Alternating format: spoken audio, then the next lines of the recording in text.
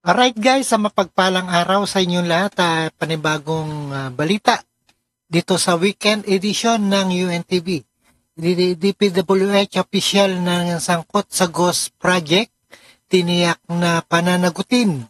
Alright, ito ay isang 28 luxury vehicle ng mga diskaya na di pwedeng gamitin ayon sa utos ng BOC.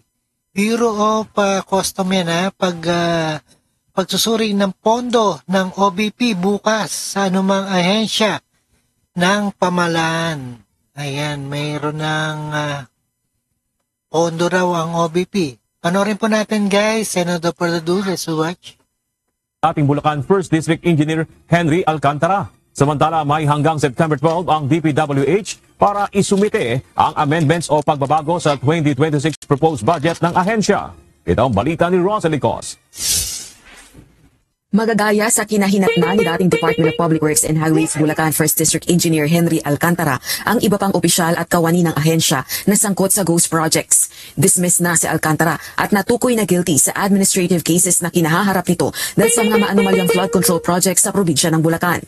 Bukod pa ito sa mga isasampang reklamo sa korte laban sa kanya. Babala ni DPWH Secretary Vince Dizon, lahat ng gaya niya sa ahensya ay matatanggal sa pwesto at sasampahan ng mga kaukulang reklamo.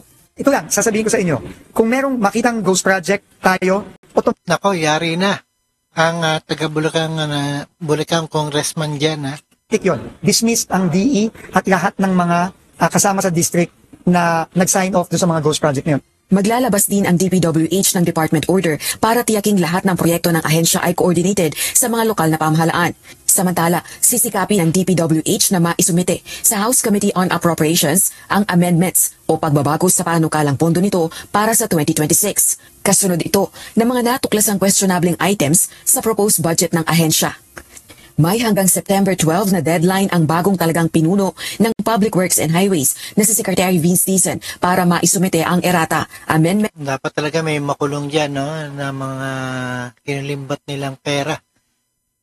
O bagong proposals ng ahensya. So kailangan maghanap tayo ng mabilis na paraan, no? Kasi may deadline tayo ng September 12. Pero ang importante dito, tingin ko, hindi magiging perfecto itong budget na ito. No? Hindi kasi tayo pwedeng magsimula sa zero. Wala tayong oras para doon.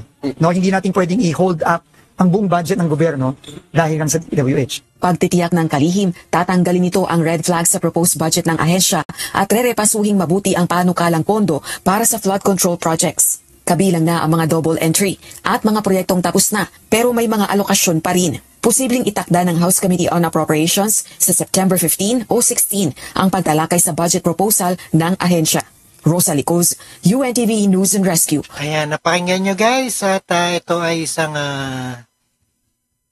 DPWH official sangkot sa mga ghost project, tiniyak na pananagutin na. Alright, maraming salamat and peace out.